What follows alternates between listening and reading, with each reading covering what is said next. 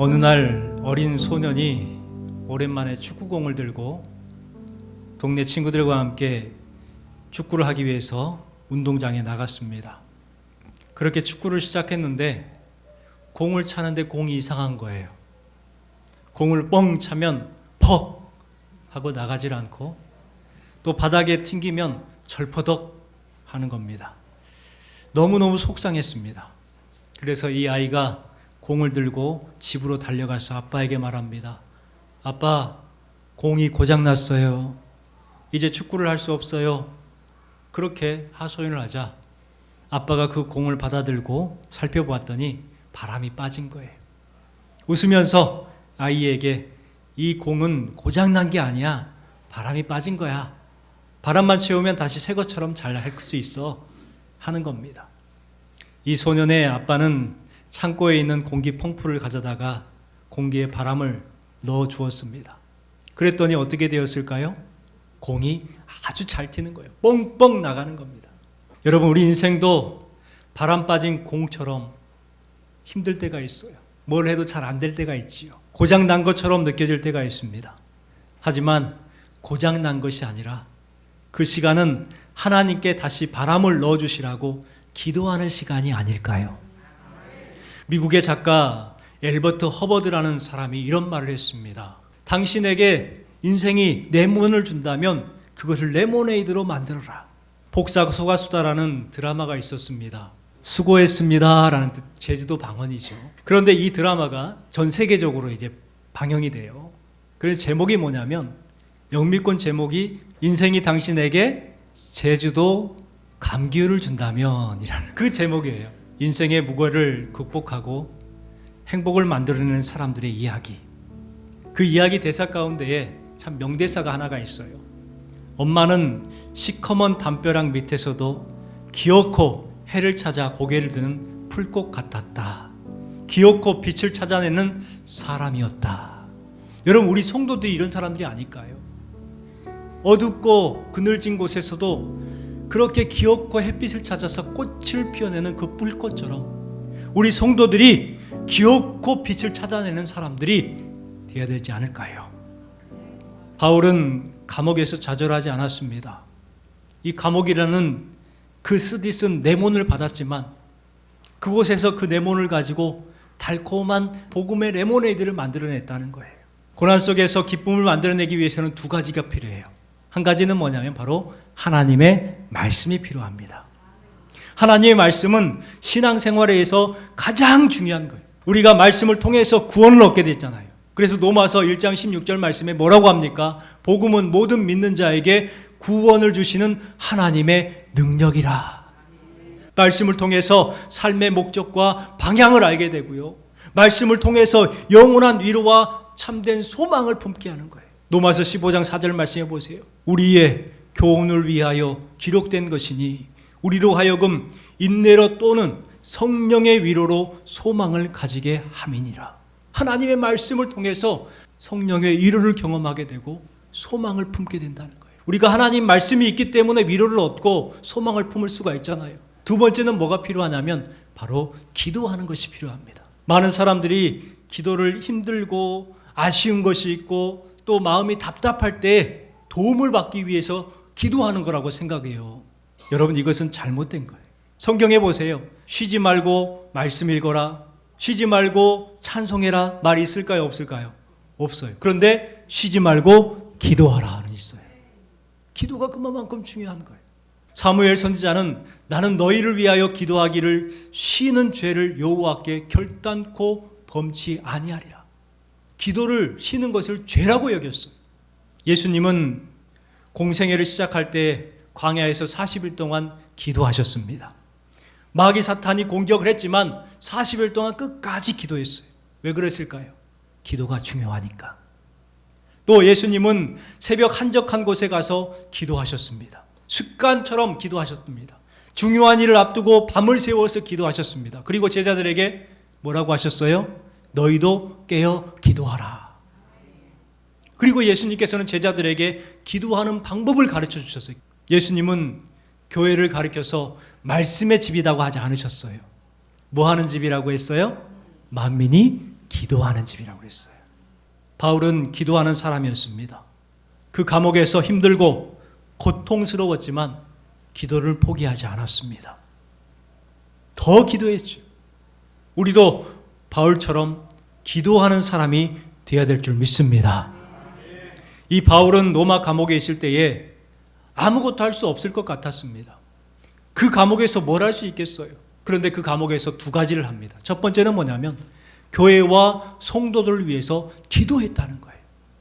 아무것도 할 수 없을 것 같은 그 칙칙하고 어두운 감옥에서 교회와 성도들을 위해서 기도했어요. 4절 말씀에 보면 간구할 때마다 너희 무리를 위하여 기쁨으로 항상 간구함은 너희가 첫날부터 이제까지 복음을 위한 일에 참여하고 있기 때문이라.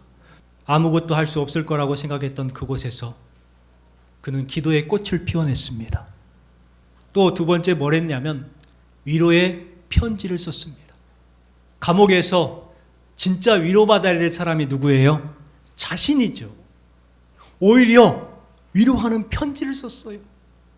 그것이 바로 에베소서, 빌립보서, 골로새서, 빌레몬서잖아요. 후대에 길이 남을 이 서신서를 썼다는 거예요. 그것이 오늘날 신약 성경에 기록되어 있잖아요. 아무것도 할 수 없을 것 같은 곳에서 위대한 업적을 남겨낸 사람이 바로 이 바울입니다. 그런데 오늘날 과학이 발달했다고 기도의 중요성을 잊어가고 있습니다. 기도가 아니라 그냥 인간적인 방법과 재능으로도 얼마든지 행복하게 살 수 있다라고 우리들도 생각하고 있어요. 그래서 게을리하고 안 합니다. 지금 어떻게 보면 과학 발달의 정점에 이르렀잖아요. 로봇들이 일을 하고요. AI가 운전도 합니다. 그런 시대에 우리가 살고 있다 보니까 기도를 홀대하고 또 기도하는 것을 구시대적인 것으로 여기게 됐다는 거예요. 기도만 그런가요? 예배도 그래요. 전에는 주일 저녁 예배를 드렸는데 지금은 주일 오후 예배를 드립니다. 그런데 이제 오후 예배 드린 것도 조금 그러니까 슬그머니 오후 예배를 없애요. 그것만 그런 게 아니라 수요일 저녁 예배를 드리는데 이제는 수요일 오전 예배를 드려요. 오후에 11시에 모여서 드려요. 그런데 그것도 잘 안 모여지니까 어떻게 해요? 수요 예배를 슬그머니 없애요. 여러분, 이런 시대에 이런 세상에서 우리는 어떻게 살아가야 될까요? 바울은 가장 먼저요, 기도하면서 사랑이 풍성해지기를 위해 기도했습니다. 주신 말씀에 보면 내가 기도하노라 라고 말하죠. 기도하는데 첫 번째 기도 제목이 뭐였어요? 사랑을 지식과 모든 총명으로 점점 더 풍성하게 하사. 너희에게 사랑이 풍성해지기를 원한다는 거예요. 어떻게 해야 우리 안에 점점 더 사랑이 풍성해질까요? 이 바울의 기도를 보면은 그것을 알 수가 있습니다. 너희 사랑을 지식과 모든 총명으로 점점 더 풍성하게 하사. 지식이 있어야 된다는 거예요. 총명이 있어야 된다는 거예요. 그런데 여기서 말하는 지식과 총명은 세상적인 지식이 아니에요. 여기서 말하는 지식은 하나님의 말씀을 아는 거예요. 이 하나님의 말씀을 알면 알수록 더 사랑이 풍성해질 수밖에 없다는 거예요. 사랑이 없는 사람들은 하나님의 말씀을 모르는 거예요. 하나님의 말씀을 알면 사랑하지 아니할 수가 없는 거라는 거예요. 내가 기도하노라 너희 사랑을 점점 더 풍성하게 하사. 세상에서는 이 사랑이 기본적으로 주거니 받거니입니다. 영어로 말하면 give and take예요. 내가 받는 게 있으면 주겠다는 거예요. 지금 텔레비전에서 문제가 되고 있는 권 모 위원이 있습니다. 이분이 통일교회 교주인 한 학자에게 절을 했어요. 절을 한 이유가 뭐예요? 주니까, 돈을 주니까 절을 한 거예요.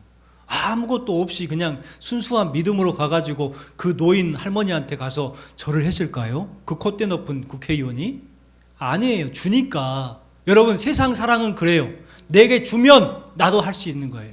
그런데 오늘 주신 말씀에 보면 바울의 사랑은 그런 사랑이 아니에요. 사랑이 더 풍성해지기를 원하는 사랑은 주고받는 사랑이 아니에요. 8절 말씀을 읽어볼까요? 내가 예수 그리스도의 심장으로 너희 무리를 얼마나 사모하는지 하나님이 내 증인이시라. 내가 예수 그리스도의 심장으로 너희를 사랑한다는 거예요. 여러분, 예수 그리스도의 심장으로 사랑하는 것, 이것이 진짜 사랑이라고 말씀하고 있는 것입니다. 한 목사님이 성도의 이름을 적고 그 옆에 기도 제목을 적고 하나님 도와주세요. 하나님 지켜주세요. 하나님 도와주세요. 하나님 힘주세요. 그렇게 매일 눈물을 흘리면서 그렇게 기도를 하고 있었어요. 그런데 성도들은 그걸 몰라. 여러분, 성도들이 목회자의 마음을 알까요, 모를까요? 여러분이 제 마음을 알아요, 몰라요? 그 교회 성도님들도 그 목사님의 마음을 몰랐어요. 그러니까 조금만 이상이 있고 조금만 문제가 있으면 그걸 가지고 트집을 잡고 그걸 가지고 목사님에 대해 흠잡고 그러는 거예요. 그래도 목사님은 기도의 자리를 포기하지 않았습니다. 그런데 어느 날 그 목사님이 그만 병으로 쓰러졌어요. 병원에 입원하게 되었어요. 실려갔어요. 그렇게 입원한 뒤에 성도들이 교회에 와서 단상에 있는 것을 정리하다가 그 기도 수첩을 발견하게 된 거예요. 그걸 보니까요, 자기네들의 이름이 쭉 기록되어 있고 자기네들의 기도 제목들이 쭉 써 있고 거기에 하나님 도와주세요. 하나님 지켜주세요. 위로해 주세요. 힘을 주세요. 그렇게 눈물을 흘리면서 기도했다는 거예요. 자기네들은 뭐 했던 거예요? 그 목사님을 향해 손가락질하고 비방했던 거예요. 그 자리에서 무너졌어요. 그리고 깨닫습니다. 아, 예수님의 심장으로 사랑하는 것이 이거구나. 여러분, 우리도 이렇게 고백할 수 있었으면 좋겠습니다. 예수님의 심장으로 여러분을 사모합니다. 예수님의 심장으로, 예수님의 사랑으로 여러분을 사랑합니다. 예수님의 심장으로 사랑한다는 의미는 뭘까요? 내가 대신 십자가를 지는 것이죠. 내가 대신 십자가를 지겠습니다. 내가 희생하는 거예요. 기도해 주는 거예요. 말로만 사랑한다고 하지 말고 사랑하는 사람의 이름을 불러가면서 하나님 앞에 눈물을 흘리면서 기도하는 것이 참된 사랑이라니까요. 그러면 사랑이 풍성해지는 거예요. 여러분, 예수님의 심장으로 사랑하시고 기도함으로 풍성하고 행복한 여러분의 가정과 여러분의 교회가 되시기를 주님의 이름으로 축원합니다. 두 번째는요, 사도 바울은 영적 분별력이 있기를 위해서 기도했습니다. 여러분, 우리도요, 기도할 때에 영적 분별력이 있기를 위해서 기도해야 돼요. 신앙생활에서 중요한 것이 뭐냐면 무엇이 선하고 무엇이 악한가, 무엇이 진리이고 무엇이 거짓인가를 분별할 줄 아는 능력이 필요합니다. 그 능력이 없으면 어떻게 돼요? 어린아이와 같이 세상 풍파에 휩쓸리는 거죠. 분별의 기준은 내 감정이나 내 경험이 아닙니다. 오직 하나님의 말씀입니다. 그런데 우리는 내 기분 따라서 내 경험을 가지고 분별하려고 하기 때문에 자꾸 잘못된 판단을 하게 되고 선택을 하게 되는 것 아닐까요? 1986년도 11월 달에 미국 애리조나에서 수석 전시회가 열렸습니다. 그곳에 이 스미스라는 사람이 이제 수석 전시회에 참여하게 되었습니다. 그런데 이렇게 수석을 다 보다가 깜짝 놀랐어요. 이건 돌이 아닌데? 하고 밑에를 보니까 거기에 $15라고 써 있는 거예요. 이분은 그게 뭔지를 알았어요. 그래서 그 돌의 주인을 불러다가 이게 정말 $15입니까? 하고 물어보니까 이 사람이 $15 너무 비싼가? $10 해주세요. $10면 제가 팔겠습니다. 이런 거예요. 그러니까 이 스미스가 그 돌을 갖다가 $10에 주고 샀어요. 그래서 집에 가가지고 이분이 보석상을 하거든요. 그래서 그걸 가공에다가 시장에 내다 팔았습니다. 얼마를 벌었을까요? $10를 주고 산 이 돌이 가공해서 팔았더니 $228만 됐어요. 우리나라 돈으로 말하면 30억 원. 30억 원이 됐어요. 여러분, 이 차이가 뭘까요? $10와 $228만 달러의 차이가 뭐냐고요? 분별력의 차이인 거예요. 아느냐 모르느냐의 차이예요. 분별력이 있는 눈을 가진 사람들은 참된 가치를 알아보죠. 그런데 분별력이 없으니까 가치를 못 알아보는 거예요. 기도의 중요성을 알지 못하고 말씀의 능력도 경험하지 못하고 예배의 중요성을 모르니까 자꾸 세상 것에 관심을 가지고 세상 것에 치우쳐서 살아가려고 한단 말이에요. 가치를 모르기 때문에, 분별력이 없기 때문에. 여기 계신 여러분들은 하나님의 지극히 선한 뜻을 분별하시고 진리의 삶을 살아감을 통해서 참된 은혜의 삶이 되시기를 주님의 이름으로 축원합니다.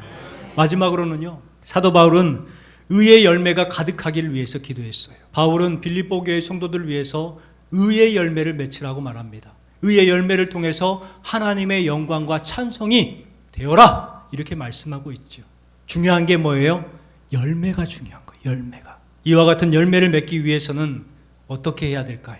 그냥 내 의지와 내 판단으로 의의 열매를 맺을 수 있을까요? 아니에요. 우리가 주님 안에 있을 때에 열매를 맺는다고 예수님께서 분명하게 말씀합니다. 요한복음 15장 4절 5절 말씀을 읽어볼게요. 내 안에 거하라 나도 너희 안에 거하리라. 가지가 포도나무에 붙어있지 아니하면 스스로 열매를 맺을 수 없음같이 너희도 내 안에 있지 아니하면 그러하리라. 나는 포도나무요 너희는 가지라. 그가 내 안에 내가 그 안에 거하면 사람이 열매를 많이 맺나니 나를 떠나서는 너희가 아무것도 할 수 없음이라. 주님 안에 있어야 돼. 나의 안에 거하라. 나를 떠나서는 너희가 아무것도 할 수 없음이라. 주님 안에 거하면 열매를 많이 맺나니 분명하게 말씀하고 있습니다. 여러분 주님 안에 거함을 통해서 열매 맺는 삶을 살아가시기 바랍니다. 여러분 나무가 왜 꽃을 피울까요? 나무가 왜 꽃을 많이 피우려고 할까요? 목적이 꽃일까요? 아니에요. 열매가 목적이겠죠. 그런데 우리는 인생의 화려한 꽃을 원합니다. 그래서 사람들한테 내 화려한 꽃을 보여주기를 원하고 꽃을 피우려고 하는 이유가 그 꽃에 있어요. 열매를 생각하지 않아요. 그런데 성경은 꽃에 대한 것은 한마디도 말도 하지 않았어요. 열매에 대해서만 말씀하셨어요. 저는 무화과를 볼 때마다 참 의미가 있다라는 생각을 해봅니다. 무화과는 꽃이 있어요, 없어요? 꽃이 있어요. 꽃이 있어요. 무화과도 꽃을 피웁니다마는 꽃을 보여줘야 안 보여줘요? 안 보여줘요. 열매 안으로 꽃을 피워요. 안에 꽃이 있어요. 안으로 꽃을 감추고 뭘 보여줍니까? 열매를 보여주는 거예요. 여러분 우리 성도의 삶이 이해되지 않을까요? 세상 사람들은 자기 꽃을 자랑해요. 난 이렇게 해서 돈을 이렇게 많이 벌었다. 난 이런 아파트에 산다. 나는 이런 사업을 하고. 물론 부럽죠. 그런데 열매가 있어요, 없어요? 그들에는 열매가 없어요. 화려한 꽃은 있을 수 있으나 열매는 너무너무 보잘것없어요. 그런데 우리 성도들은 꽃을 보여주진 않아요. 꽃을 자랑하진 않아요. 뭘로 보여줘요? 열매를 보여주는 거예요. 우리도 하나님께서 기대하는 열매를 맺는 성도들이 되었으면 좋겠습니다. 그러기 위해서는 우리는 기도를 해야 돼요. 바울과 같이 사랑이 점점 풍성해지기를 위해서 기도하고 지극히 선한 것을 분별할 수 있도록 의의 열매를 맺을 수 있도록 기도해야 될 줄 믿습니다. 예수님의 심장으로 사랑하시고 말씀으로 분별하시고 주님 안에서 풍성한 열매를 맺는 인생 여러분의 가정과 여러분의 삶이 되시기를 주님의 이름으로 축원합니다.